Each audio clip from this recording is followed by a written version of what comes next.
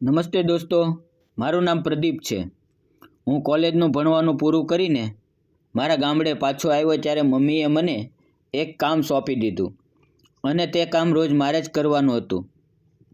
કામ એ હતું કે બાજુની શેરીમાં મારે રોજ સવારે 1 લીટર દૂધ લાવવાનું। હું સાંજે ઘરે આવ્યો હતો અને ખૂબ થાકી ગયો હતો। આવીને હું જમ્યો અને જમ્યા પછી સૂવા માટે મારા રૂમમાં જતો રહ્યો। હું પથારીમાં પડ્યો એટલે મને તરત જ નીંદર આવી ગઈ।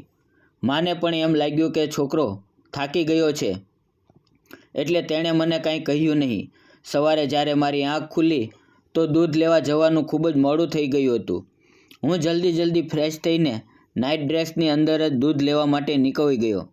અત્યારે મેં શોર્ટ પેન્ટ પહેરી હતી, પરંતુ અત્યારે પણ હું ખૂબ જ સુંદર લાગી રહ્યો હતો। હું રોજ કસરત કરું છું એટલે મારી બોડી ખૂબ જ સારી દેખાય છે। શોર્ટ પેન્ટની અંદર મારા પગ ઝાડના થડ જેવા દેખાતા હતા અને મારા શરીરના દરેક મસલ્સ સાફ દેખાઈ રહ્યા હતા। મેં જલ્દી દૂધ લેવા માટે વાસણ લીધું અને બાજુની શેરીમાં દૂધ લેવા માટે જતો રહ્યો। હું ઘણા સમય પછી ઘરે આવ્યો હતો તો બહાર નીકળ્યો એટલે બધા મને પૂછવા લાગ્યા કે દોસ્ત ક્યારે આવ્યો? હું દરેકને જવાબ આપતો ચાલતો થયો। મારે જ્યાંથી દૂધ લેવાનું હતું હું તેમના ઘરે પહોંચ્યો। આંટીના ઘરમાંથી ખૂબ જ અવાજ આવી રહ્યો હતો। આંટી અંદર પોતાના પતિ ઉપર ગુસ્સો કરી રહી હતી અને જોરથી બોલી રહી હતી।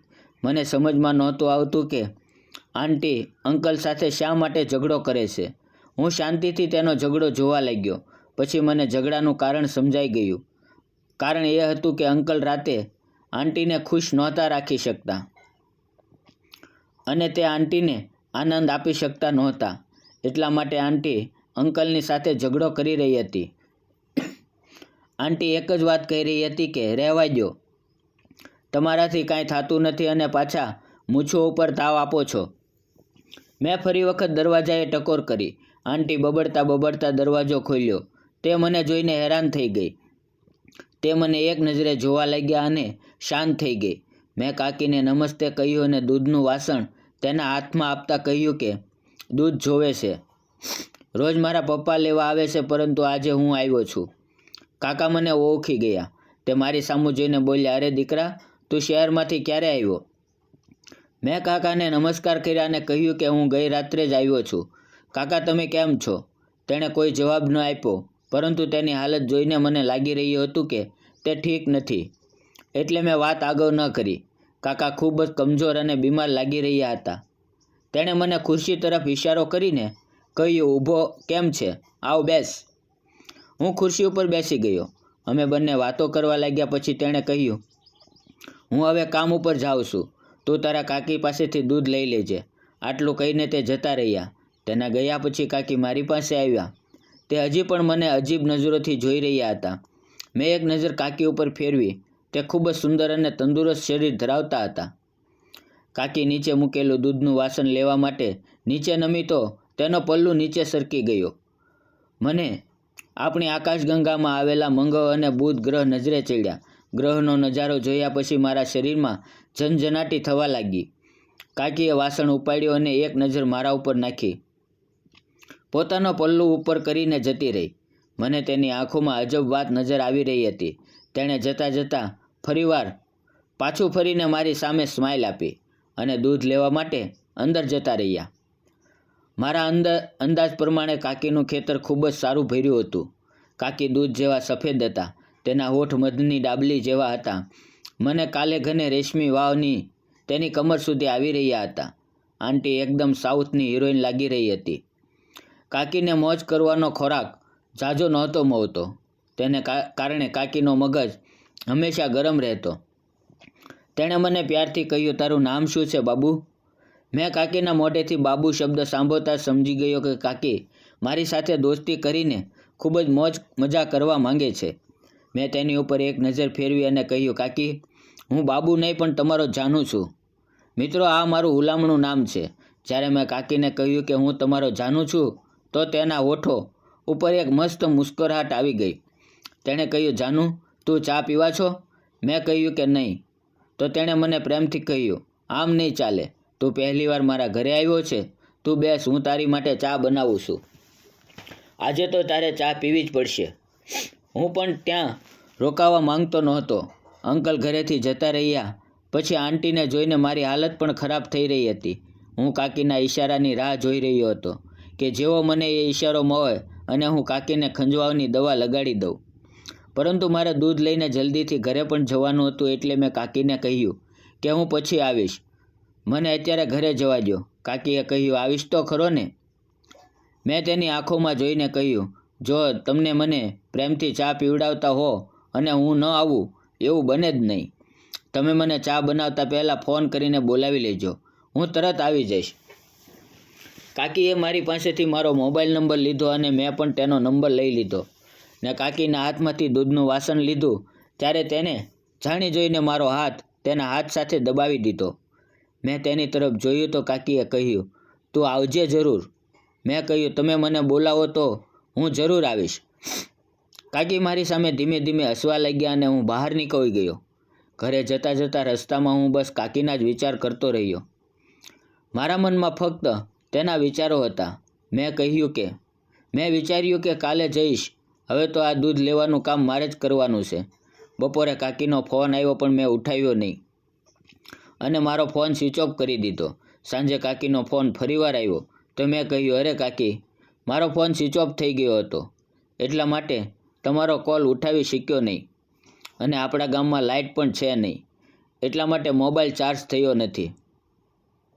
આંટીએ કહ્યું કે તું મારા ઘરે આવી જા, અહીં આવીને તારો ફોન ચાર્જ કરી લેજે. મારી લાઇટ તો હંમેશા ચાલુ રહે છે. હું મનમાં ને મનમાં મુસ્કરાવા લાગ્યો. બીજે દિવસે જ્યારે હું દૂધ લેવા ગયો ત્યારે કાકા બહાર જતા રહ્યા હતા. મેં કાકીને કહ્યું કે આજે કાકા દેખાતા નથી. તો કાકીએ કહ્યું, આજે તે બહાર ગામ ગયા છે અને 4-5 દિવસ પછી આવશે. મેં કહ્યું, ઠીક છે. તો કાકીએ કહ્યું, ચા બનાવું? તો મેં કાકીને કહ્યું, પહેલાં હું દૂધ ઘરે આપીને આવું. તો કાકી કહ્યું, હા તે બરાબર છે, પણ તું જલ્દી આવજે, હું તૈયાર કરીને રાખું છું. મેં કાકી સામે જોયું તો કાકી હસીને બોલી, મારો મતલબ કે હું ચા પીવાની તૈયારી કરી રાખું છું. હું ઘરે ગયો. હું તેને હેરાન કરવા માટે થોડીવાર માટે ઘરે બેસી ગયો અને એટલી વારમાં મેં નીચે સફાઈ પણ કરી નાખી. હવે મને કાકીના ફોનની રાહ હતી. મારા અંદાજ પ્રમાણે થોડી જ વારમાં તેનો ફોન આવ્યો. કાકીએ કહ્યું, જાનુ તું ક્યાં છે? જલ્દી આવ, હું અને ચા ગરમ થઈ ગયા છીએ. મેં કાકીને કહ્યું, કાકી શું ગરમ થઈ ગયું છે? તો કાકીએ કહ્યું, તું અહીં આવી જા, હું તને બતાવું છું. મારું મશીન ગરમ થઈ ગયું છે. કાકીને 2 છોકરા હતા. તે બંને બહાર હોસ્ટેલમાં રહીને ભણતા હતા. આ સમયે કાકીના ઘરે કોઈ નહોતું. હું કાકીના ઘરે ગયો. સવારના 11 વાગી રહ્યા હતા. મેં દરવાજા ઉપર ટકોર કર્યા તો 1 મિનિટ પછી દરવાજો ખોલ્યો. મારી સામે બ્લેક કલરની સાડીમાં કાકી ઊભા હતા. તેના વાવ ખુલ્લા હતા. તેને જોઈને મને લાગતું હતું કે આજે આંટી મારી સાથે ખૂબ જ મોટી રમત રમશે. તેણે હસતા હસતા મને અંદર આવવાનું કહ્યું. મેં અંદર જતાં પૂછ્યું કે કાકી, તમે કહી રહ્યા હતા કે તમારી મશીન ગરમ થઈ ગઈ છે. તો કઈ મશીન ગરમ થઈ ગઈ છે? કાકીએ કહ્યું, રૂમમાં આવ, હું તને બતાવું છું. તે મને રૂમની અંદર લઈ ગઈ અને ત્યાં એક કોમ્પ્યુટર રાખેલું હતું. કાકી કહેવા લાગ્યા કે આ મારા છોકરાનું કોમ્પ્યુટર છે. હું તેને ચલાવી રહી હતી પરંતુ તે બંધ થઈ ગયું. મને લાગ્યું કે તે ગરમ થઈ ગયું છે એટલે બંધ થઈ ગયું. તું આને જો, આમાં શું ખરાબી છે? મેં એક નજર રૂમની અંદર ચારે તરફ ફેરવી.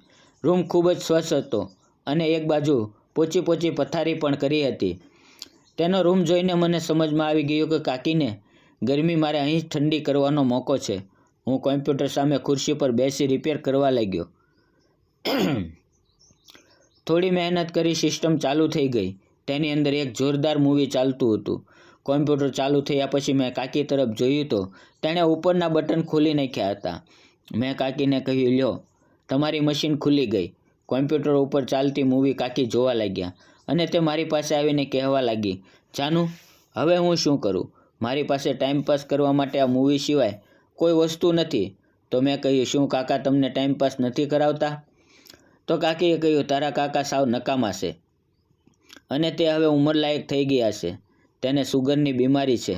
હું સમજી ગયો કે કાકી મારી પાસેથી કઈ આશા રાખી રહ્યા હતા. કાકીએ નીચે જોયું અને તેણે તેના ઉપર હાથ મારા ખંભા ઉપર રાખી દીધા. હવે હું કંઈ ગાંડો નહોતો. હું બધું સમજી રહ્યો હતો. કાકી આગળ આવ્યા અને હાથ મૂકીને કહ્યું, બધું જ તૈયાર છે. મેં કોમ્પ્યુટર બંધ કર્યું અને ખૂબ જ સુંદર કામ કર્યું. હવે કાકી જ્યારે પણ કોમ્પ્યુટર ખરાબ થઈ જાય ત્યારે મને ફોન કરીને બોલાવે છે. મિત્રો, વાર્તા સારી લાગી હોય તો વિડીયોને લાઈક કરતા રહેજો અને ચેનલને સબસ્ક્રાઈબ કરવાનું ના ભૂલતા. ફરી મળશું આપણે આવતીકાલે એક નવી જ વાર્તાની અંદર. ત્યાં સુધી આવજો. વિડીયો પૂરો જોવા બદલ આપ સૌનો ખૂબ ખૂબ ધન્યવાદ મિત્રો.